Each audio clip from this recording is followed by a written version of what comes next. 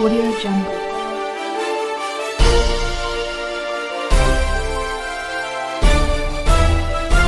Audio Jungle. नमस्कार, मैं हूं राजवीर सिंघोरा। आप देख रहे हैं टेढ़ी बात न्यूज। आज हम आरटीआई के विकल्प पर चर्चा करेंगे। देश भर में आरटीआई को लेकर हालात ये है कि पीआईओ संगठित हैं। वो हर मुमकिन कोशिश करते हैं कि नागरिकों को द्वारा चाही गई जानकारी को कैसे रोकना है। एन के इन प्राकरण किसी भी प्रकार से वो लगे रहते हैं कि उन्हें जानकारी न देनी पड़े। हालात ये है कि वो इतने ढीठ हो गए हैं कि आरटीआई आवेदन का जवाब नहीं देते। आप प्रथम अपील में जाएंगे तो मुमकिन है कि प्रथम अपील में भी जानकारी नहीं मिलती या जवाब नहीं दिया जाता। उसके बाद आप राज्य सूचना आयोग में जाएंगे। राज्य सूचना आयोग में जितनी ज़्यादा पेंडेंसी होगी, जितने ज़्यादा आवेदन लंबित होंगे, एक आम नागरिक को आरटीआई कानून का लाभ उतना ही विलंब से मिलेगा। जानकारी प्राप्त करने में उतनी ही देरी होगी और आम आदमी को न्याय मिलने में उतनी ही देरी होगी। अब प्रश्न यह उठता है कि सूचना का अधिकार अधिनियम का क्या कोई विकल्प मौजूद है? इस प्रश्न का जवाब है हाँ। इसका विकल्प भारतीय साक्ष्य अधिनियम 1972 मौजूद है, जो इस समय भी देश में लागू है। इस अधिनियम की धारा 74 यह कहती है कि जो दस्तावेज इस अधिनियम की धारा 74 यह कहती है कि जो दस्तावेज पब्लिक सर्वेंट के आधिपत्य में है, किसी संगठन या ट्रिब्यूनल के पास है, तो वह सारे दस्तावेज पब्लिक डॉक्यूमेंट माने जाएंगे। यानी सारे दस्तावेज सार्वजनिक करने योग्य हैं, सार्वजनिक दस्तावेज हैं। इसलिए अब आपको यह जानना निहायत ही जरूरी है कि इस अधिनियम का, भारतीय साक्ष्य अधिनियम का उपयोग कैसे करें ताकि आपको जानकारी बहुत तेजी से प्राप्त हो। इस संबंध में आपको बताएंगे वरिष्ठ अधिवक्ता ताराचंद जहांगीर जी। ताराचंद जहांगीर जी, इस खास कार्यक्रम में आपका स्वागत है। आप हमारे दर्शकों को सरल भाषा में यह समझाइए कि दर्शक या देश के नागरिक भारतीय साक्ष्य अधिनियम का किस प्रकार से उपयोग कर चाही गई जानकारी कम समय में प्राप्त कर सकते हैं। सत श्री अकाल सभी को। आपके सारे दर्शकों को मुखातिब होते हुए मैं बहुत शुक्रगुजार हूँ सिंह साहब आपका कि आपने अपने चैनल पर इस मौजू को उठाया, इस पॉइंट को उठाया, जो कि आज आम जनता की आवाज़ बनने वाला एकमात्र ऐसा एक्ट है। भारतीय साक्ष्य अधिनियम में सेक्शन 74 ये डिफाइन करती है कि जब भी कोई पब्लिक सर्वेंट कोई काम करता है, उससे जो डॉक्यूमेंट पैदा होंगे वो पब्लिक डॉक्यूमेंट है। मीन्स चौराहे पे रखे हुए डॉक्यूमेंट्स हैं। तो जो डॉक्यूमेंट पब्लिक डॉक्यूमेंट्स हैं, मीन्स पब्लिक के डॉक्यूमेंट हैं, उसको section 76 of Indian evidence act में एप्लीकेशन लगाकर कोई भी नागरिक उसकी सर्टिफाइड कॉपी हासिल कर सकता है। अब बड़ा सवाल उठता है कि साहब कितने दिन इंतजार करें और अगर नहीं दे तो क्या करें? नहीं, इसमें एक मिनट में आप जी सवाल है मेरा, इसमें जोड़ देता हूं मैं कि सेक्शन जो 76 में आप बता रहे हैं कि साक्ष्य अधिनियम में आप आवेदन लगा सकते हैं। बिल्कुल। तो ये आवेदन कहाँ लगाना है, कैसे लगाना, जरा उसको क्लियर करिए। देखिए, ऐसा पब्लिक अथॉरिटी या पब्लिक सर्वेंट जिसकी ऑफिस में, जिसकी हद में वो डॉक्यूमेंट मौजूद है, आपको सीधा उस पब्लिक अथॉरिटी के पास लगाना है। इसमें कोई पदाधिकारी की जरूरत नहीं है। बहुत सिंपल मैं बात कहूं कि आपके गांव में ग्राम पंचायत है, उसमें कोई पब्लिक सर्वेंट मौजूद है जिसकी अभिरक्षा में कोई रिकॉर्ड मौजूद है। जैसे हमारे राजस्थान में सेक्रेटरी होता है, ग्राम सचिव होता है, या स्कूल में हेडमास्टर होता है, या पीडब्ल्यूडी में जेईएन है। कोई भी पब्लिक सर्वेंट जिसकी अथॉरिटी में वो कागज है, किसी को भी आवेदन किया जा सकता है। आप पूछेंगे क्या पर्टिकुलर फॉर्मेट है? जी नहीं, कोई आवश्यक नहीं।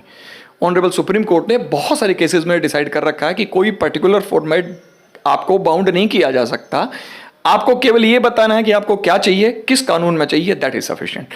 अगर आप साधारण एप्लीकेशन में सेवा में श्रीमान और उस पदाधिकारी का नाम और पता लिख के कहते हैं कि साहब मुझे धारा 76 इंडियन एविडेंस एक्ट के तहत निम्न सूचनाएं चाहिए, और फिर आप अपनी सूचनाओं को बिल्कुल क्लियर मेंशन करें कि किस रिकॉर्ड के किस पन्ने की या पूरी फाइल की कॉपी चाहिए, तो किस फाइल की आपको कॉपी चाहिए, यानी आपको क्लियर करना पड़ेगा।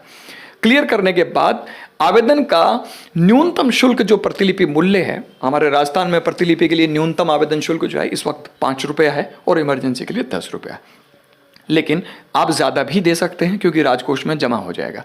अगर आपको लगता है कि आपकी सूचनाएं 10-20 पन्नों की है तो आप उसे मांगें, फिर वो आपको लेटर जारी करे कि साहब आपकी सूचनाएं ले जाओ, 50 रुपये की है, 20 रुपये की है, तो उससे बचने के लिए और त्वरित के लिए आपको ये करना चाहिए कि आवेदन शुल्क दुगुना दें। दुगुना देते ही वो अर्जेंट हो जाता है, अपनी नेचर है, तो आपको आवेदन शुल्क भी दुगुना चुकाना पड़ेगा, यानी अब आपको 10 रुपया देना पड़ेगा।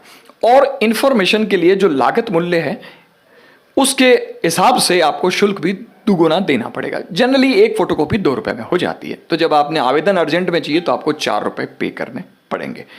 एक बहुत सिंपल सा बॉटम लाइन है इसकी। और साधारण तौर पे चाहिए तो आवेदन दें और 7 दिन तक आप इंतजार करें उसको मिलने के, 7 वर्किंग डेज उसको मिल जाएं। अगर नहीं देता तो उसके बाद आप उसे एक लीगल नोटिस जारी करवाएं।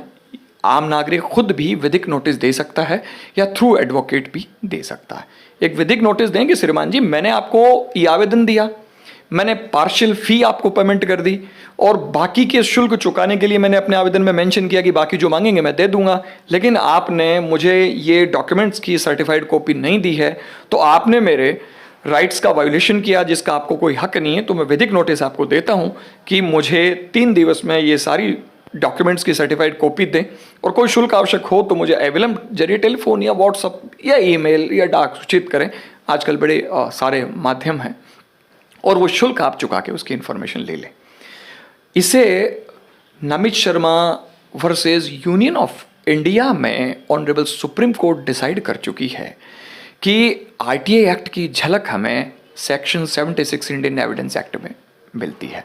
उसके अलावा दुनिया भर की दलीलें हैं। नेशनल कंज्यूमर राइट्स को प्रोटेक्ट करने वाला नेशनल कंज्यूमर रिड्रेसल कमीशन जो है वो भी अपने जजमेंट में डिसाइड कर चुका, उड़ीसा कमीशन भी डिसाइड कर चुका कि जहाँ कभी भी पार्शियल फ़ी पेमेंट कर दी जाती है और बाकी फ़ीस चुकाने का वायदा कर दिया जाता है, वहाँ सर्विस प्रोवाइडर और सर्विस हासिल करने वाले के संबंध स्थापित हो जाते हैं।